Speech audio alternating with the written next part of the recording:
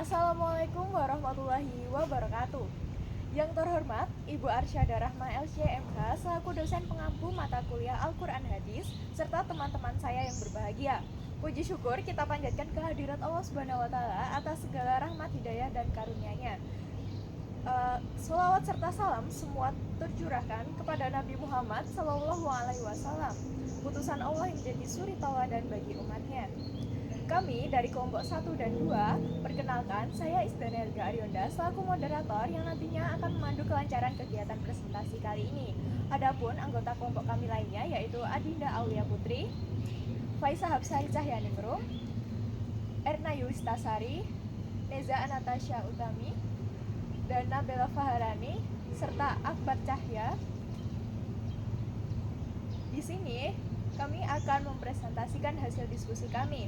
Tak perlu berlama-lama, langsung saja kita memasuki sesi pemaparan materi. Untuk yang bertugas, dipersilakan. Materi pertama mengenai pengertian asbabul wurud. Asbabul wurud atau istilah jamaknya asbabul wurud adalah peristiwa yang melatar belakangi timbulnya suatu hadis. Dengan mengetahui latar belakang, maka penerapannya akan lebih tepat. Pengertian asbabul wurud itu secara etimologis ialah berasal dari kata bahasa Arab asbab yang berarti sebab atau kronologi terjadinya suatu kejadian, dan wurud yang bermakna datang. Dengan demikian, asbabul wurud dapat diartikan sebagai sebab-sebab datangnya sesuatu. Pengertian asbabul wurud secara terminologis. Asbabul wurud secara terminologis adalah sebab-sebab datangnya hadis atau latar belakang munculnya suatu hadis. Asbabul wurud berasal dari kata bahasa Arab asbab yang berarti sebab atau kronologi terjadinya suatu kejadian, dan wurud yang berarti datang. Materi kedua tentang macam-macam asbabul wurud. 1. Sebab yang berupa ayat Al-Quran. Maksudnya, ayat Al-Quran itu menjadi penyebab Nabi SAW mengeluarkan sabdanya. Contoh, orang-orang yang beriman dan mereka tidak mencampur adukan iman mereka dengan kezaliman. Mereka itulah orang-orang yang dapat keamanan dan mereka itu orang-orang yang mendapatkan petunjuk. Quran Surat Al-An'am ayat 82. Ketika itu, sebagian sahabat memahami kata al-jaur yang berarti berbuat aniaya atau melanggar aturan Nabi SAW. Kemudian memberikan penjelasan bahwa yang dimaksud al-jaur dalam firman tersebut adalah al-syirik, yakni perbuatan syirik dengan menutup salah satu ayat dalam Quran Surat Al-Luqman ayat 13. Yang kedua, sebab yang berupa hadis. Maksudnya, pada waktu itu terdapat suatu hadis, namun sebagian sahabat merasa kesulitan memahaminya. Maka kemudian muncul hadis lain yang memberikan penjelasan terhadap hadis tersebut. Contoh, sesungguhnya Allah Subhanahu wa taala memiliki para malaikat di bumi yang dapat berbicara melalui mulut manusia mengenai kebaikan dan keburukan seseorang. Hadis riwayat Al-Hakim. Para sahabat kesulitan memahaminya hingga Nabi SAW menjelaskan ketika sahabat memuji jenazah baik, Nabi berkata, wajabat atau pasti masuk surga. Sebaliknya, saat jenazah dicela, beliau juga berkata, wajabat, pasti masuk neraka. Dengan demikian, yang dimaksud dengan para malaikat Allah di bumi yang menceritakan tentang kebaikan atau keburukan seseorang adalah para sahabat atau orang-orang yang mengatakan bahwa jenazah ini baik dan jenazah itu jahat. Yang ketiga, sebab yang berupa keterkaitan yang berkaitan dengan para pendengar di kalangan sahabat. Contoh, persoalan yang berkaitan dengan sahabat Syuraid ibn Sawaid al-Saqafi pada waktu Fath Makkah, pembukaan kota Mekah. Beliau pernah datang kepada Nabi SAW seraya berkata, saya bernazar akan sholat di Bait Al-Maqdis. Mendengar pernyataan sahabat tersebut, lalu Nabi bersabda, sholat di sini, yakni Masjid Al-Haram itu lebih utama. Nabi SAW lalu bersabda, demi zat yang jiwaku berada dalam kekuasaannya, seandainya kamu sholat di sini, Masjid Al-Haram, maka sudah mencukupi bagimu untuk memenuhi nazarmu. Kemudian Nabi Shallallahu Alaihi Wasallam bersabda lagi, sholat di masjid ini, yaitu Masjid Al-Haram, itu lebih utama daripada 100.000 kali sholat di selain Masjid Al-Haram.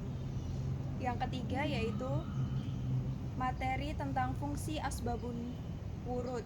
Yang pertama yaitu taksis al-am atau pengkhususan terhadap lafaz umum. Misalnya terdapat hadis yang mengatakan sholatnya orang yang duduk itu setengah atau pahalanya dari sholatnya orang yang berdiri. Hadis tersebut berlaku umum untuk setiap orang yang mengerjakan sholat.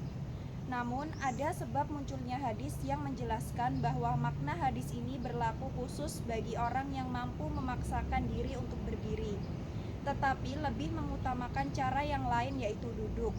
Yang kedua yaitu takyid al-mutlak atau pembatasan terhadap lafaz mutlak atau tanpa batasan. Terkadang ada sebuah kata dalam hadis yang maknanya masih mutlak sehingga harus dibatasi agar makna kata tersebut bisa dipahami dengan lebih tepat. Yang ketiga yaitu tafsil al-mujmal atau perincian terhadap lafaz mujmal atau garis besar. Misalnya terdapat sebuah hadis yang tidak sesuai dengan apa yang disepakati oleh mayoritas ulama, sehingga untuk mengetahui sebab munculnya hadis tersebut harus melihat hadis lain. Setelah memperhatikan asbabul wurud dalam hadis tersebut, hilanglah kemujmalan dalam hadis sebelumnya dan menjadi dasar mayoritas ulama dalam mengeluarkan pendapat mereka. Yang keempat yaitu menetapkan terjadinya naqs atau penghapusan hukum, serta menjelaskan hadis yang nasikh dan mansukh.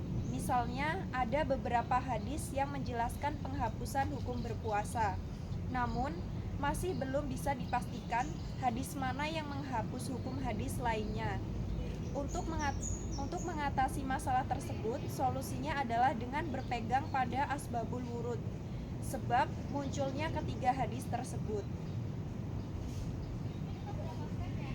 Yang keempat yaitu cara mengetahui asbabul wurud. 1. Menggunakan tafsir. Tafsir adalah penjelasan dan penafsiran terhadap ayat-ayat Al-Quran.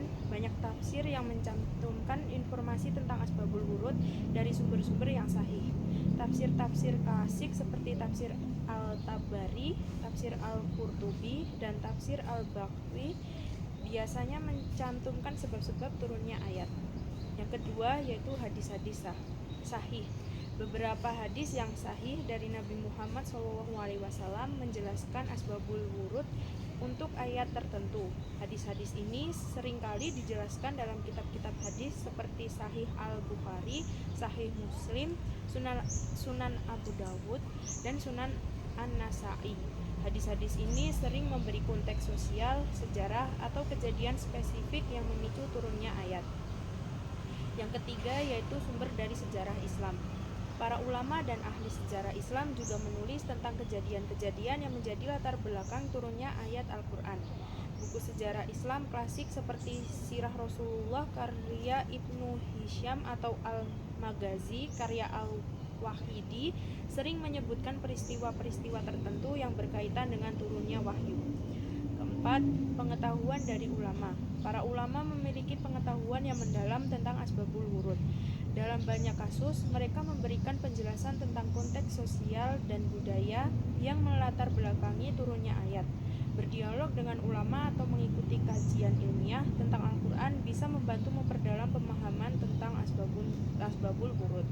Selanjutnya, contoh asbabul wurud. Hadis tentang rukun Islam, yaitu Islam dibangun atas 5 perkara.